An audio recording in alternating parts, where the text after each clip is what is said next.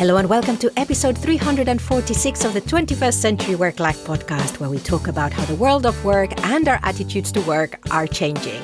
To check out the show notes, go over to virtualnotdistant.com.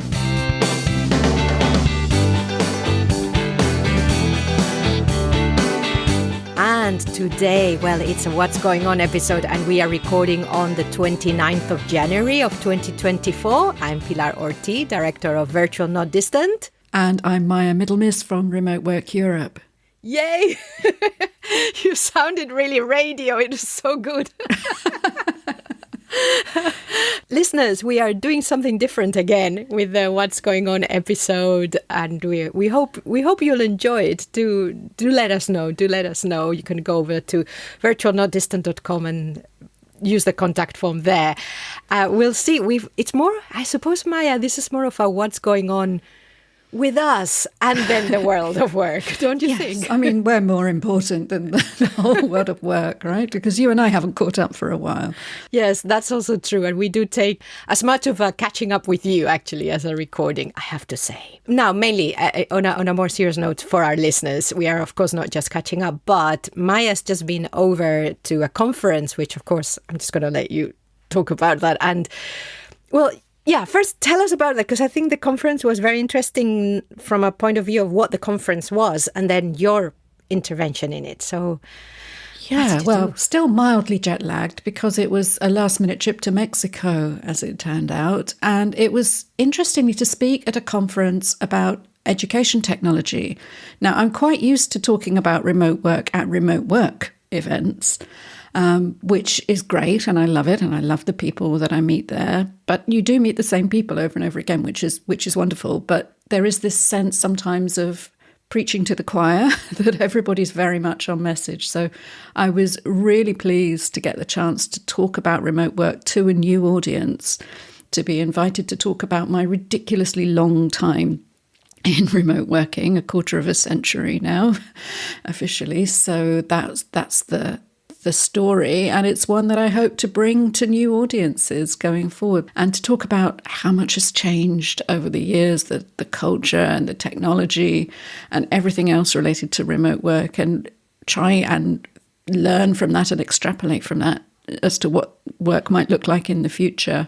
And it was a lovely audience. As I say, EdTech is not my industry, and I wasn't sure how much I would gain from the rest of the conference, but actually you won't be surprised. I don't think any listeners will be surprised to learn it was basically a conference about AI in many ways, and exactly the same issues are facing educators as are facing enterprises everywhere, and trying to figure out how we integrate this new technology and the challenges and opportunities that it's bringing into our day-to-day. And of course, teachers at different levels are facing different challenges, but the response and the innovation and the way people are trying to deal with these challenges had a great deal in common. So I found the whole event really interesting, even though it was at least 3/4 in Spanish.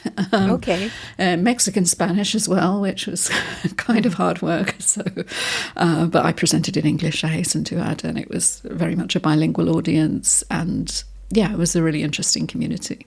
Yeah. So was it, I mean, I think you have answered my question, which was if it was an international event or if it was, well, it was in Spanish, so it was geared towards the Latin American audience, or Mexico especially? It was very much that audience, but there were other guest speakers from the US. I don't think there was anyone else from Europe, but, you know, I think as an industry, that those at the forefront of the technologies there are working very globally and sharing information and expertise as academics, you know, across the world. And there was some very interesting research and examples as well. Particularly, I really enjoyed some of the ones from primary education of how they're using technologies in the classroom now, and this kind of flipped classroom. And I think the next generation's going to be fine. The way they're innovating and creating, it was very impressive. Well, that's what we want to hear. The next generations are going to be fine. Do you remember of any specific examples about the primary school education thing? There was a lot about getting the children to create content to demonstrate their learning, because, of course, they're going to be a generation will never be able to say, just go and write an essay on this to prove that you've learned it, because they'll be able to do that by pressing a button and writing a prompt. So instead, they're learning at a very young age to make videos, to make multimedia, to use design tools and so on to illustrate that they've learned things. And the teachers being able to intervene then with the ones to specifically identify personalised learning paths and gaps in their knowledge. And all of this, this will translate into the workplace. These are going to be the workers of the future, and they'll be used to learning that way and getting that very individualised feedback and support, and presumably extending their learning paths in a way that, I work with a lot of people in remote work Europe who are on the sort of world schooling, homeschooling path and very individual education in that way. And I've often, whilst I've never had that lifestyle, I've always been curious about it and what it could mean for education. And my girls have been through the classroom scenario just like I did, and most of us did, of sitting there and being taught the same thing as 30 other people at that pace. But what can be done now with individual learning is quite amazing, and I really want to find out more about that and talk to more people operating in that space, because I think the potential's incredible. Okay, so loads of things here to come back. First is that I also want to talk to people who are in that space, because I think this is so exciting. So listeners, again, you can email me directly, pilar@virtualnotdistant.com. It'd be great if you want to come on the show, send us anything. It'd be great to have you on the show and both of us talk to you. I would love to hear what is happening in the world of, I think, especially maybe primary education, because I know very little about that. The other thing is that you're making like, I'm getting all excited and tearful almost, because I'm seeing that with what you're saying, which has completely escaped me. I don't know why. That in the same way as it took a pandemic to say to people, things can be different. We can look at this in a different way, which I think is always that broad. It's taken the explosion of generative AI to finally start maybe even the mainstream schools, I mean, at your conference, probably people at the front of this, to say, hey, we can do this differently. We can give children the ability to express what they've learned in a different ways. We can have the focus on how they individually want to tell us about what they've learned, rather than treating everyone in the same way. Hey, here, shove this in, to get it out in an academic way. This is so exciting. Yeah, it's incredible. And I think it reflects the way that I think maybe adults have been learning for a lot longer. And I know that, everything in my professional career of the last decade has been self-taught, self-paced. Yes. Go and find it just in time when you need it. But why are we still doing the classroom in such an old-fashioned way? I mean, I think Spain is particularly guilty of that, the very academic rote learning, memorizing lists of things for no apparent reason.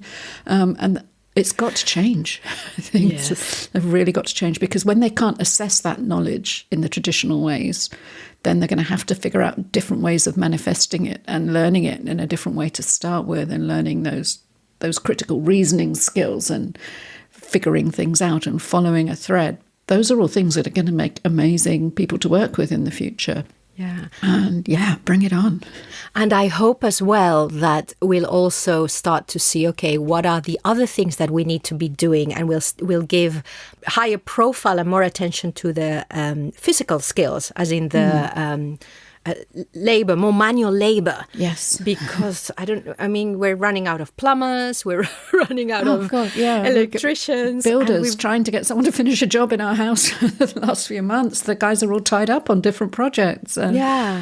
Good cleaners as well. Oh my God, stuff like that. So I think that maybe also, as well as how can we continue doing the traditional academic learning, actually, what else do our people need, our children need to learn? Those so that we physical, have manual skills, and also the soft skills. I think we're going to have to find a way, and I'm sure some of this can be taught with automated processes, but to work on those very human skills. And my daughters are working, one in retail, one in hospitality at the moment. And I couldn't be happier that they're learning to deal with members of the public, to deal with problems, to deal with emotions, to deal with satisfying needs and figuring out what people want, and dealing with people being horrible sometimes. Because, you know, these are the things that the AIs aren't going to replace anytime soon.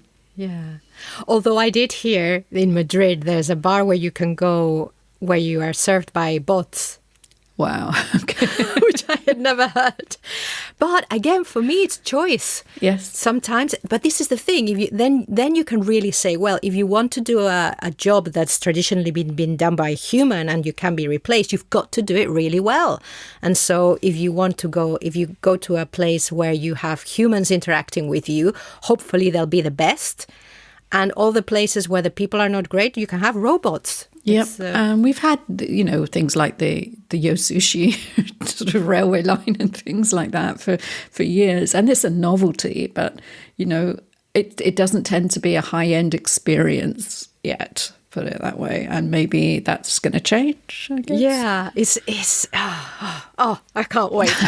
Well, I probably won't see this amazing new world, but that's okay. We will, because it's going so fast. Okay. Yes, this is the thing. We've got to try and cope with this pace of change somehow.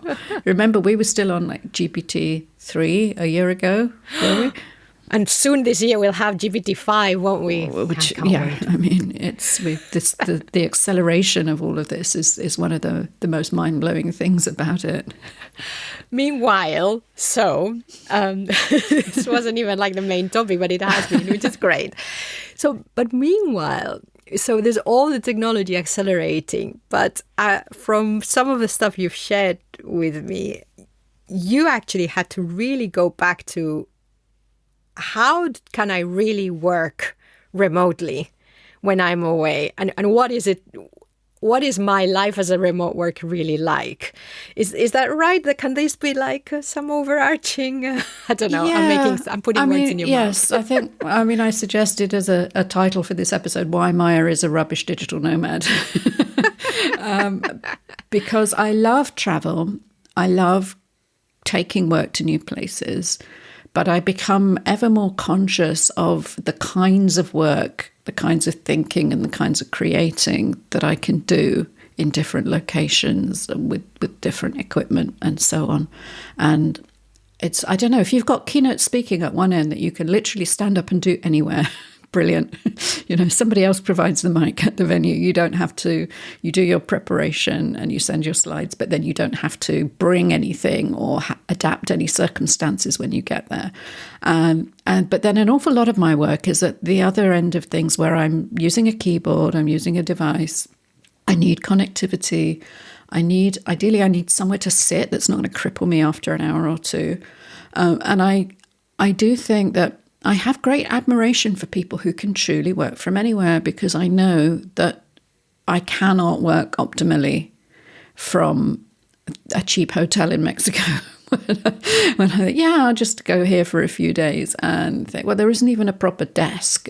And it's like the hotel says that there's a table or something you can work at, and you find yourself sitting on a plastic chair from the terrace or sitting on the bed, or you find yourself trying to wing it in a cafe that's really noisy. And some people are really good at that. And I think it's one of those things that people stereotype digital nomads, but actually we're talking about people who have the most incredible focus, who can literally sit and get work done anywhere, because I find that I really like my home environment. And I found that there were things I was putting off as well. I've got this tiny, I think it's an 11-inch or something MacBook Air. It's really old. It used to be my main device. During the pandemic, when my old bigger Mac died, I wrote 3 books on that laptop. You can tell by the state of the keyboard. So you literally can't see half the letters. It's so worn away. But actually, compared to at the moment, I'm sat at my desk at home with my ultra-wide monitor with dozens of stuff all over it, even though I've shut down so many different things to record. I love having that space, that real estate. I love having my big paper planner and all my coloured pens. And I'm just rubbish at I can strip it all down to that tiny laptop, which I can use theoretically in a cafe, on a plane or whatever. But I do find myself really organising my work around what do I have to do here? What can I put off? What even sort of simple bits of admin I should be able to do, but I feel like I haven't got the headspace for it.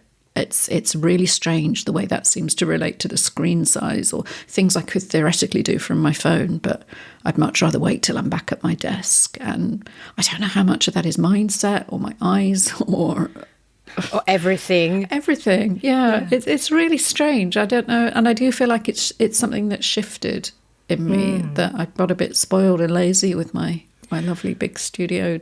Well, I think the problem with spoiled and lazy is that they have a bit of value judgment in them, and I think that is I think that's dangerous in a way. I mean, you know, we're just chatting here. I don't want to put too much weight on that. However, having said that, I think that because we are now like, oh, we can work from anywhere. Well, no, we can't. And the reason why you're not a digital nomad, well, there could be many reasons. Even if you like traveling, maybe it is because actually you are not suitable to that lifestyle the same way as you are not going in 9 to 5 to some place because you're not suited to that lifestyle. But I think because the technology allows us to do this and we're like, oh, work from anywhere, it's fantastic, this and that. We're thinking we should be able to work from anywhere, but actually not everyone is. And I wonder as well whether digital nomads can be digital nomads because their personality and their skills and the way in which they can be that. They've got, I don't know, it is a lot about mindset as well. I imagine I am very rooted. I mean, I don't like traveling, so I'm not like you. but I'm very rooted to a place, and to be able to do the same things that I do in that place somewhere else all of a sudden, I don't know. I think I think it's psychologically deeper than we've been giving it in the Yeah, it's also, I think, to do with boundaries as well, that there are certain things I don't want to do on my phone, even though I theoretically could, because that's a device that's primarily for leisure and communication. And so I don't, and in fact, even my laptop, you see, I never do anything except work on my desktop computer. I would never dream of doing anything else. My laptop sometimes has to be a bit more multi-purpose. So I was working on it last week, but I was also downloading episodes of Traitors so I could watch it. Sorry, guilty pleasure. but yeah, I was on my own in a hotel. And got British TV. But so that device does have to be a bit more crossover. And whereas I would never have work stuff on my phone, and yet I do check on things like my website analytics on my phone. So I don't know, it is partly about those boundaries. When you can work from anywhere, you can't work from everywhere.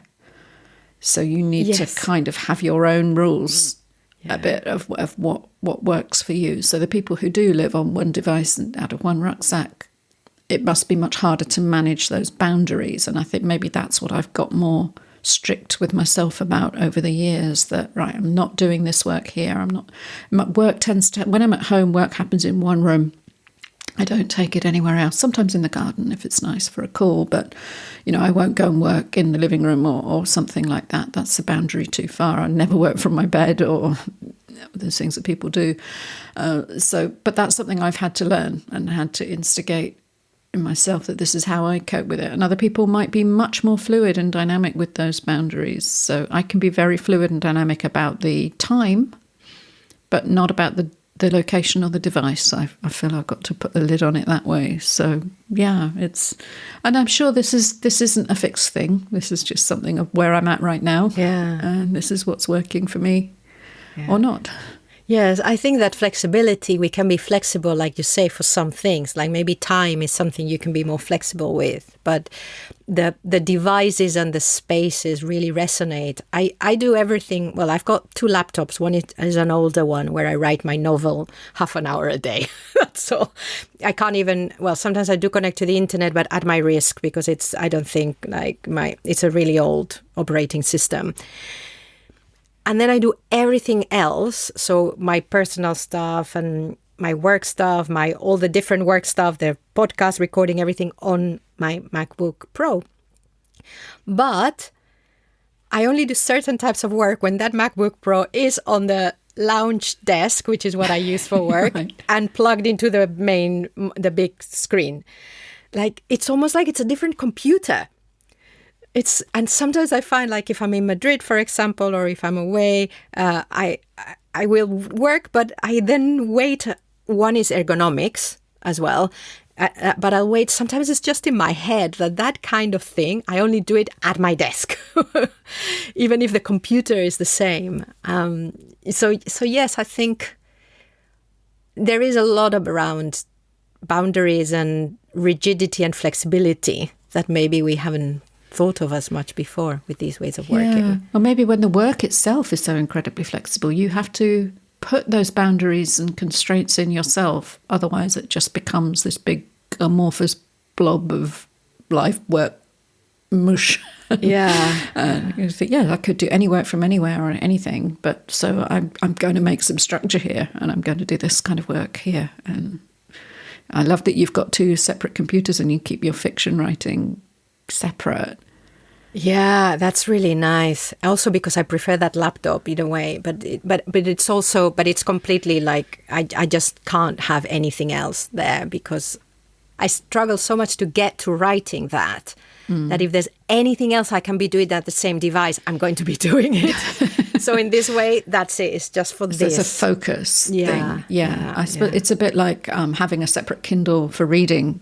Yes. It's like, there's a Kindle app on everything I own. I could read on my phone or on my iPad or whatever, but I love having the separate device just for reading in bed and reading fiction or reading on a plane or something. It's just that completely isolating experience because it doesn't do anything else. And there will never be any WhatsApps flickering across the top of the screen. And no one really can interrupt it. And it's better for your eyes, I think. Yes, the screen is much better. Although screens are getting better, but I still think. So I'm just going to have a look at our notes. Yes, how far off them have we meandered? But this is really interesting because, like you said, I mean, coming back to why you had these reflections, you'd been away and you've been in the remote space for like 25 years. And not just in the remote, you've been in the working from home space for all that time. So I think it's really interesting that you're having this. I mean, you did have, there is a blog post you wrote, do you remember, that I think was in Thinking Remote as well, about working from anywhere, how that wasn't possible. Can't remember what it was called, but it's really interesting that it's something that we come back to as well, this reminder. It's definitely an idea that I do keep circling back to because I see so many possibilities now. We are truly approaching a work from anywhere world, which we, trying to explain in this keynote last week, that when I started this, it meant these big beige boxes plugged into the wall and there was no co-workings, there was no working on the road, there was, it was work from home. You had to make an office at home. That was it. Yeah, there was, there was nothing like mobile working or hotspotting or any of the things we take for granted. So, and that situation, I think, will only get more and more immersed in the possibilities. We will be able to work from a cruise ship or a plane or wherever. It just, the connectivity will become more and more pervasive and accessible and free. So it's going to be up to us to set those quiet times or those edges on what we do and how we work, I think. So I finished writing, and I will talk a little bit more about it later. I finished writing with Chat GPT, the Remote Worker's Guide to Time Management. And something that came up was a whole chapter around what your work-life dynamics is and what you want it to be. And I think that is a very 21st century work-life thing, that some people are very happy separating and saying, okay, this is work, which is some of what we're saying here. This is for work, this is that, and I want to make sure I have time away from each side or sides of my life. as possible. But then there are people who want to integrate it, and that's what they love about doing the work. And then we have the work-life fit and the work-life harmony and the work-life negotiation. And I find it very interesting that because the term work-life balance has been so strong for such a long time that it almost, for me, it feels like we should. I mean, I don't like talking about work-life balance because it's very strange. One of my neighbors a very long time ago said, I don't know, like 10 or 15 years ago, he was working for a corporation, and he said, I love the fact that you have such work-life balance. And I remember thinking, huh? You don't know anything about that. What is that? I just work. And maybe I was even with a theatre company then, which meant I was I didn't understand that. And I find it really interesting now that maybe even, and especially when we're working with other people, this is something that we need to know about ourselves now. Do we like to balance? Do we like to integrate? How hard are our boundaries and our splits? Because that affects our working relationships as well. Definitely. And it affects everything about your sort of satisfaction with life and what your mental health, how in control you feel of your environment. I don't like the phrase work-life balance. Balance suggests something that could immediately crash to the ground. I don't want to be on a tightrope between the two. I want to blend them harmoniously. And I do have a very integrated way of living and working. I'm lucky enough to do work that I love and that interests me and motivates me. So I do have a high degree of overlap. And I know other people find that point of harmony somewhere very different. But the idea of a balance suggests a constant tension between opposing forces and trying to find this equilibrium somewhere, that sounds very wobbly to me. Yeah, I mean, for some people, I think it is like that, and they want that balance, and that's what they strive for. But I think, like you say, that balance always feels like it's on a tipping point. Good. So is there anything else around this? What are we going to call this topic? Why Maya is a rubbish digital nomad. This is a great title. Yes, it's something to do with, the psychological boundaries of work and life and how big your screen is. Yes, very important.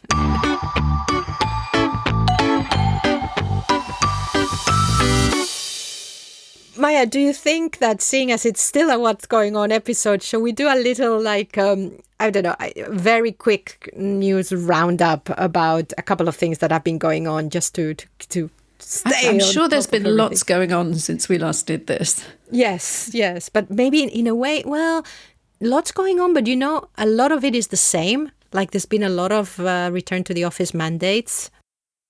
I mean, for me, the most interesting thing that's happening, and remember we were recording 29th of January, is the Chat GPT team release. I am looking forward to seeing.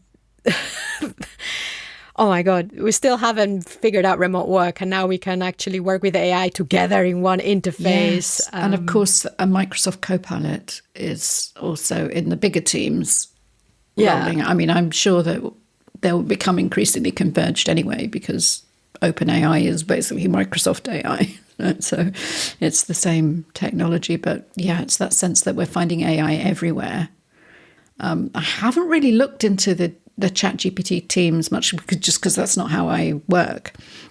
But I do think we're starting to see those deeper integrations of it into every bit of software, which is why people can't afford to say, I don't like it, I won't use it, or that's not possible everywhere anymore. No, it's just everywhere. I'm doing some very interesting freelance work now for a startup who have built a custom.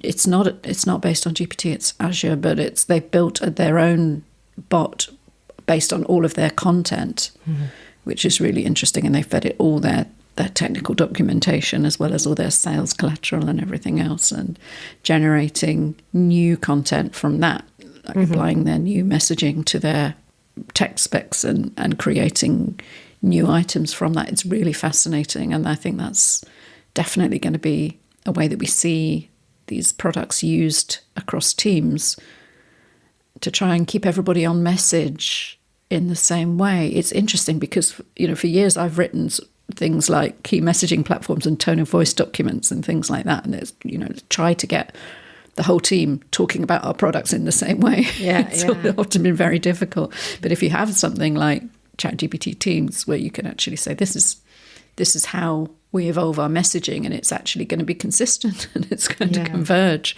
across an organization, then that can be really powerful. But it is good, and it is going to become more of a competitive differentiator. Who's using this stuff and using it well? Yeah, exactly. So listeners, if you are using this, if you have signed up to ChatGPT Team, then let us know, because just send us a few lines. Tell us how you're using it. Because it'd be really, really interesting. virtualnotdistant.com for the contact form. And then, of course, we've got, you're talking about something similar, the custom GPT store, which is where we get to create our own little bots. Yeah, which is something I've only just started to dabble in, because it's one of those things that, it was probably always going to go that way, of how they make money is going to be through some kind of app store and product store where they get people to create things in the same way that all the mobile app stores have evolved. It's a great model if you can provide the platform and get somebody else to make the content, and then you just take whatever. I think Apple is something like 30% or something off every developer. So it's not surprising if they're going to go that way. So I had a go at creating a custom GPT based on my Healthy Happy Home working books, because I keep looking at them thinking I really should revise them and update them, because they're from 4 years ago. So they're full of references to sort of hand gel and masks. And and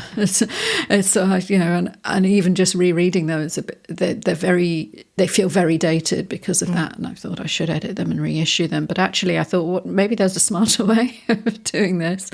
And actually, so I tried just training a custom GPT on it, and it kind of works. People can ask it questions, but it's hard.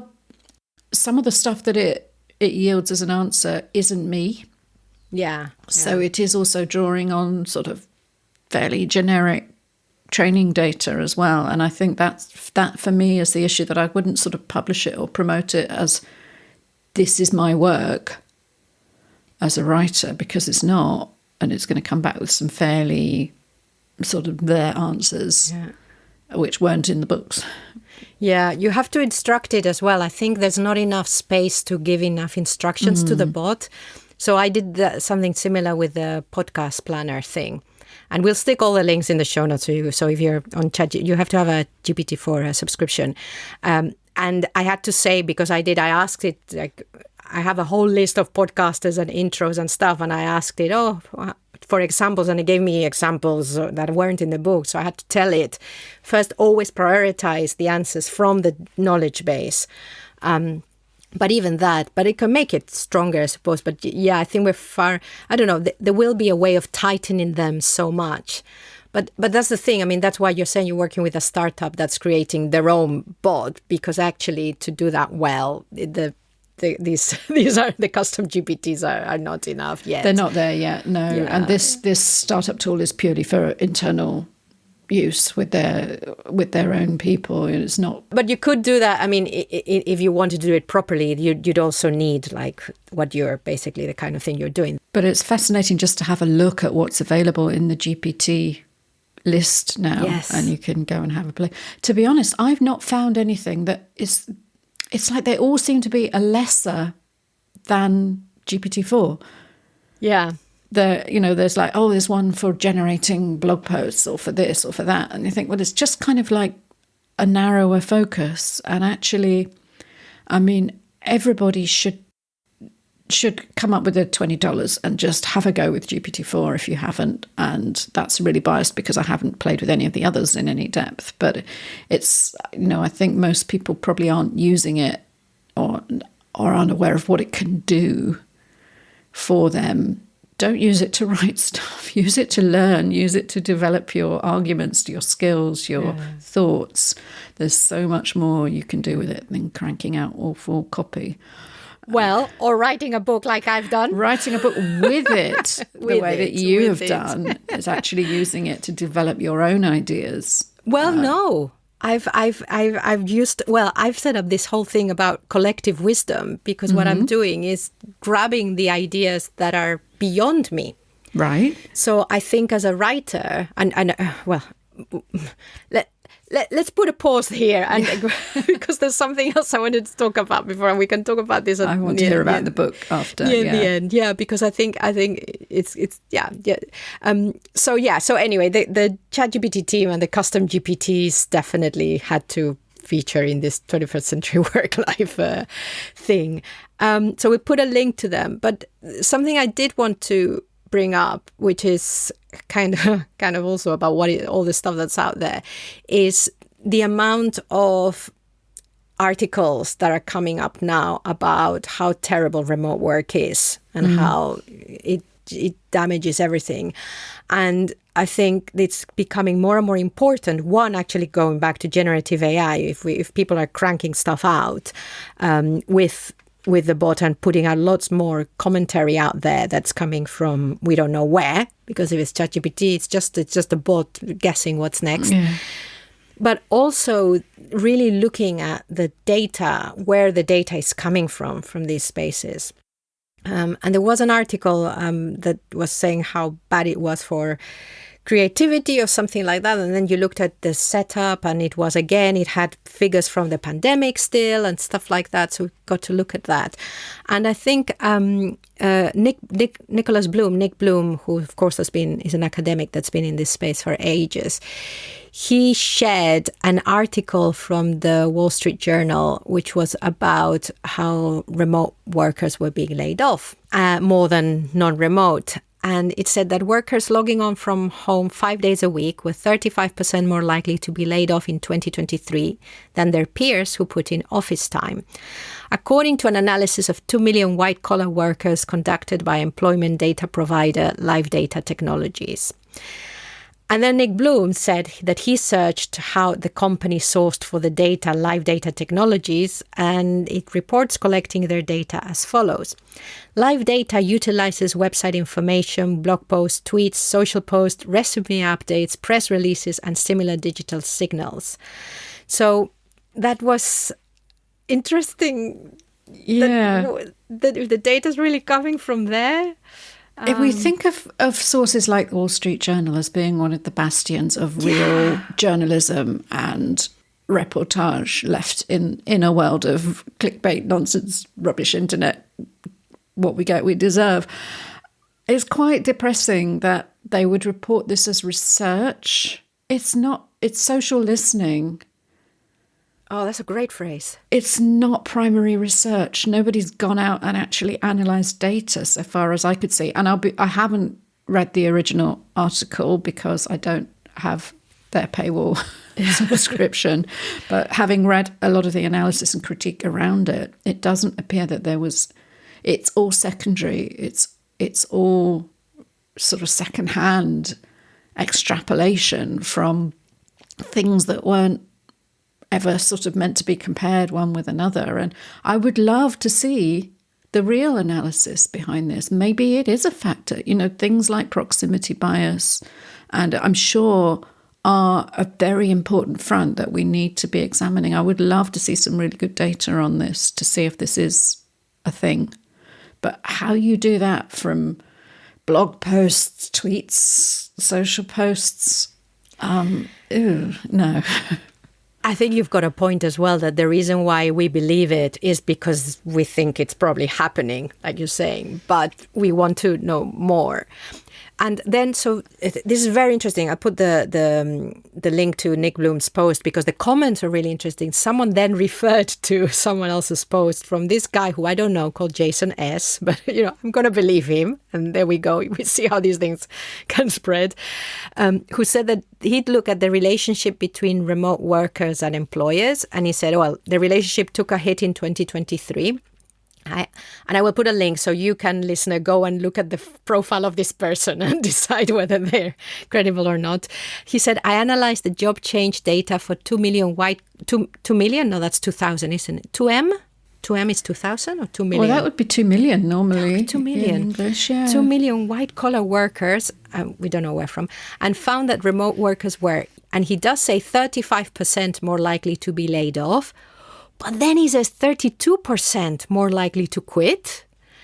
and then 31% less likely to be promoted. So we're seeing that his findings, whoever he is, are similar, but it's missing out that 32% more likely to quit as well, which is... But where is this? I mean, those 2 million, are they, if they're sort of social posts or something like that, nobody goes on social media and posts, I'm having a normal, average, okay day, and I'm not looking to make any changes. Well, but I analyze the job change data. I imagine on LinkedIn you can see and stuff. But again, but these are, I mean, yeah.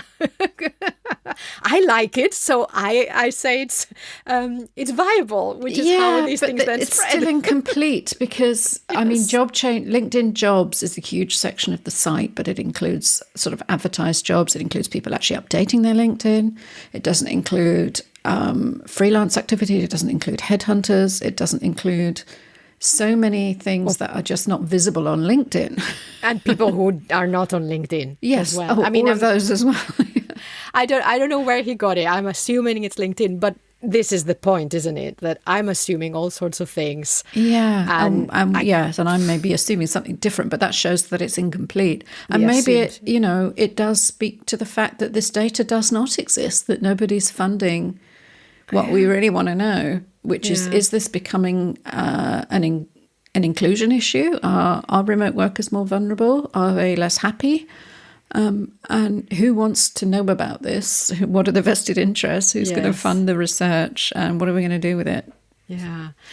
So listeners, keep sending us things because thank you, listener Hugh. He sent me something over the New Year as well, which I will talk about at some other point. But keep sending us these things, if anything, just to get to get us talking.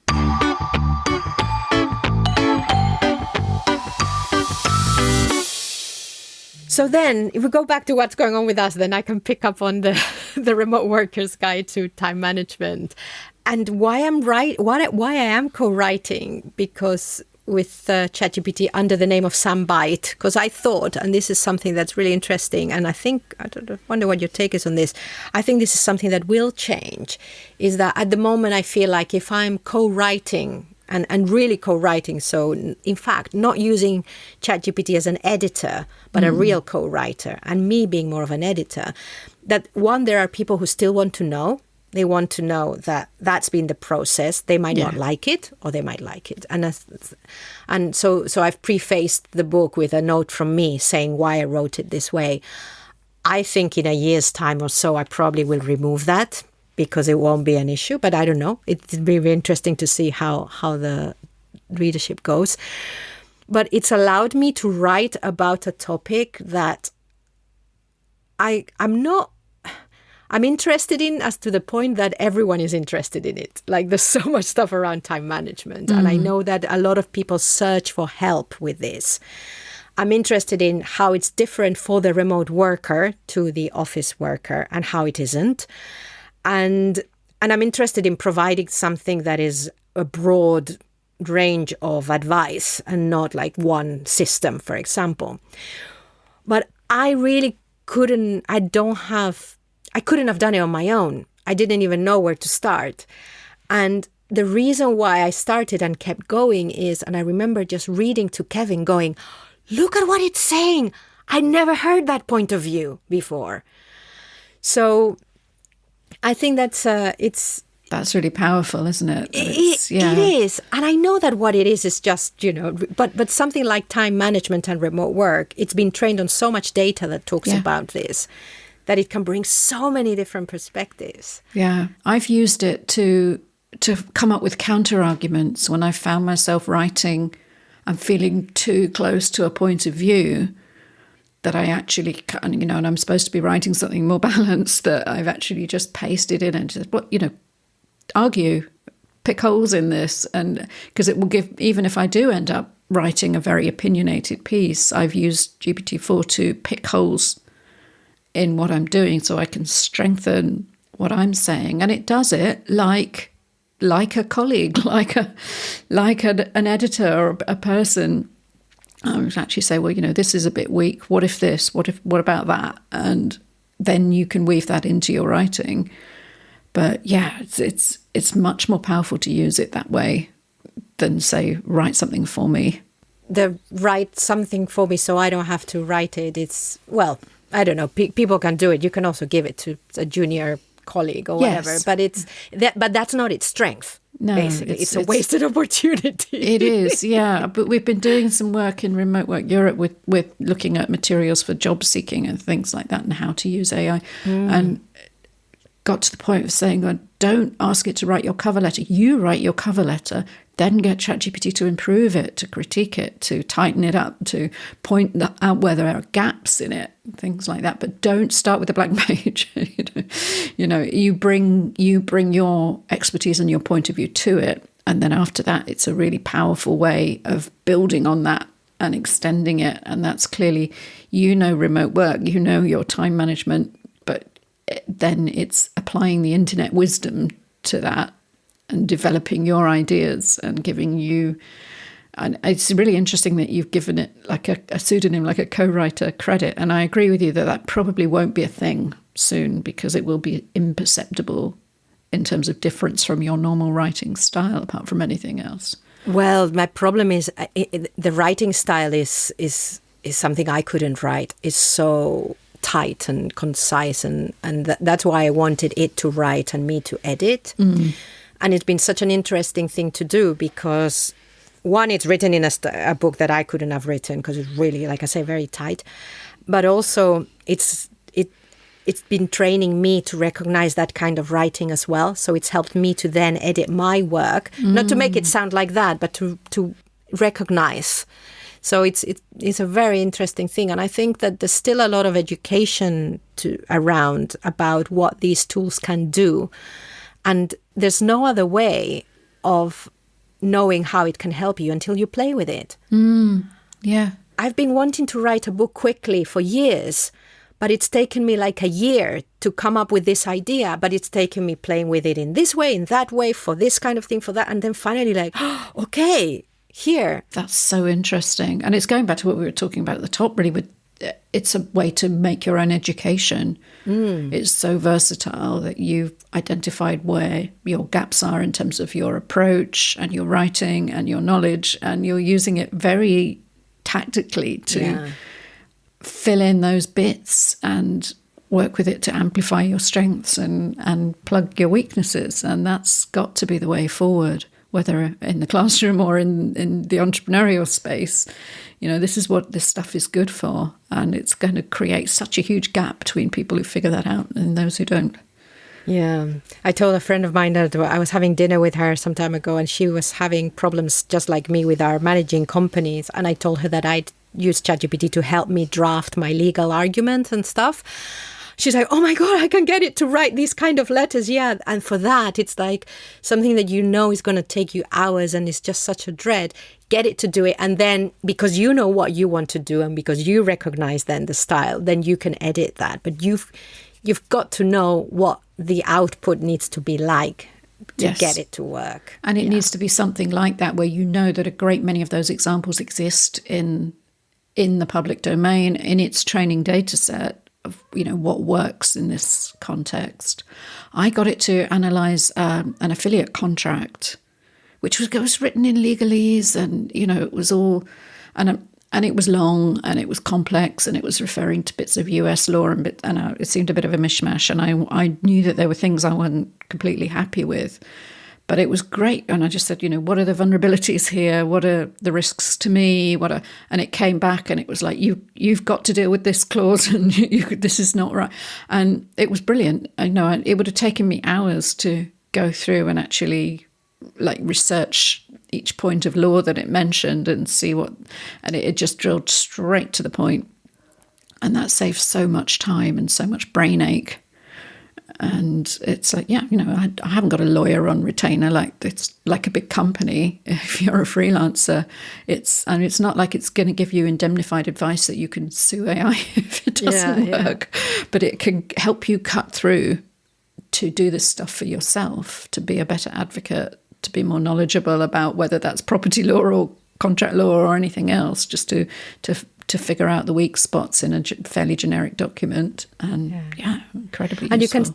you can still verify with more like that's the thing, but it cuts so much. Yeah, well, if it shows you what bit to go and verify, what, this is the weak area or this is the vulnerability, this is the thing you might want to consider, then you can Google that and use more traditional. And see whether that's right, Chat GPT, or you're just hallucinating. Yeah, because it could be like, yes, there was that lawyer who went to court with a load of made-up precedents or something, wasn't there, last year? Yeah, there was somebody who turned up with it's like, no, don't do that. You can't trust it. It's still, but you really need to understand it. It's very interesting. I could talk about this forever, but so the only other thing I wanted to let listeners know, if they speak Spanish, is that I was on La Gran Renuncia, which you've also been on with the lovely hosts Roberto and Christian.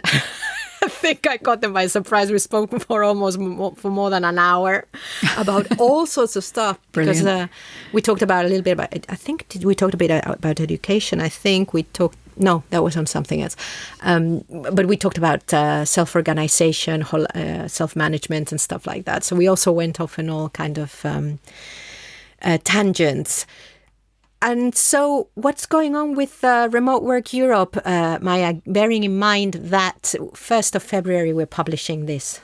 1st of February. Which is in a couple of days. Yes, it is. And we're opening the doors again to Remote Work Europe Connected on the 1st of February, which is our premium community that we launched at the end of last year.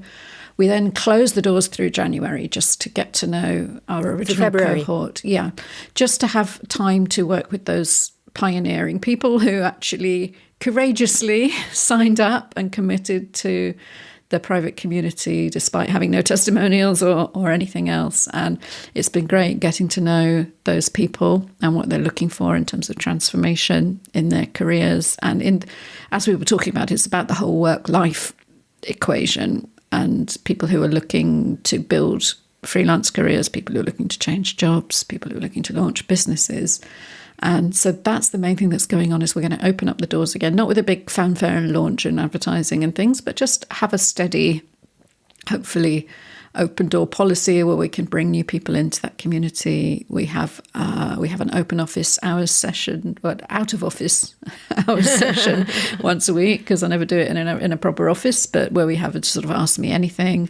We have a library of training resources growing, including a new resource I just uploaded last week on using AI to research remote jobs. Oh, wonderful. So that's something I want to expand more material about. So it's just a kind of introductory, my explorations of how to use it to analyze job descriptions and ads and things like that, and work out what should be in your cover letter and what skills are required and things. So that's the kind of work we're doing within that community. Is that only for the community? So far, yes. Okay. If I do build it out into a standalone course, which I really want to do, then I will offer that more widely. But at the moment, I'm using the existence of the community to get feedback on it as I iterate towards that, because I really want it to be useful to people in their day-to-day. It's very easy to sort of, geek out on this stuff, and this is, all the stuff we've been talking about. It's so fun to use it for, but what's really going to help people in their careers? So that's what's going on in Remote Work Europe. We're also bringing on,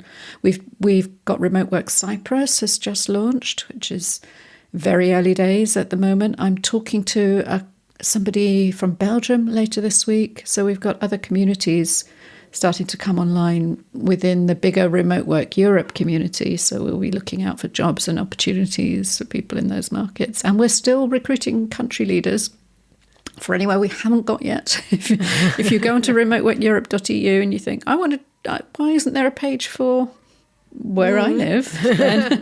Then that's because we haven't met you yet. So we would love to hear from you. Great.